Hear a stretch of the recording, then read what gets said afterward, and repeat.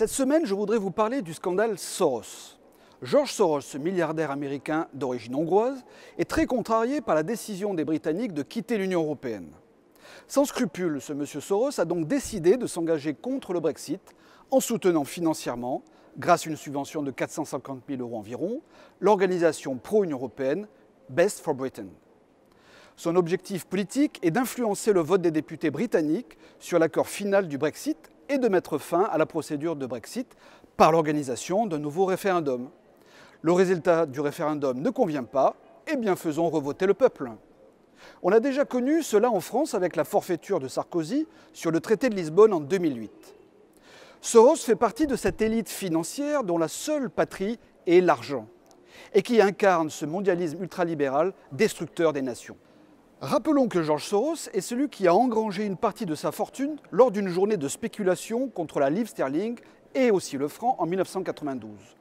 Les spéculations du financier américain contre la livre sterling avaient bouté la monnaie anglaise hors du système monétaire européen, le SME. En quelques heures, celui-ci gagne 1,1 milliard de dollars. Il est l'homme qui a ruiné la Banque d'Angleterre il y a 20 ans. Soros est partout. À travers ses fondations comme Open Society, il finance de nombreuses ONG en Europe, dans l'éducation, la santé, la défense des minorités, l'aide aux migrants et même les femmes. Mais de quoi se mêle-t-il? Les Britanniques ont majoritairement voté lors du référendum du 23 juin 2016 en faveur du Brexit. Cette campagne politique sorosienne anti-Brexit est intolérable.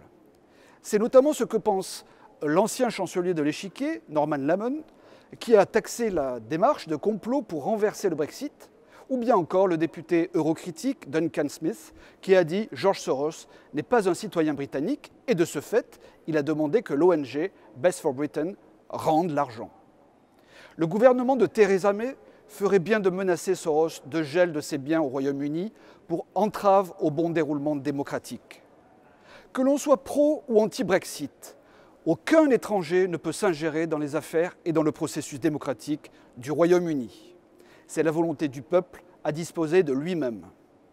Aujourd'hui, George Soros, toujours en chasse de nouveaux profits financiers, dénonce l'absence d'unité politique et économique dans l'Union européenne.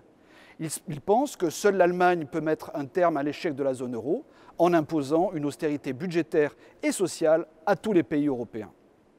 Soros est un vrai manipulateur de l'opinion publique et le peuple britannique ne doit pas se laisser berner. Cette histoire est une vraie leçon de morale aussi pour la France, soumise encore plus aux convoitises des financiers mondiaux. C'était mon coup de gueule contre le prédateur Soros. À bientôt.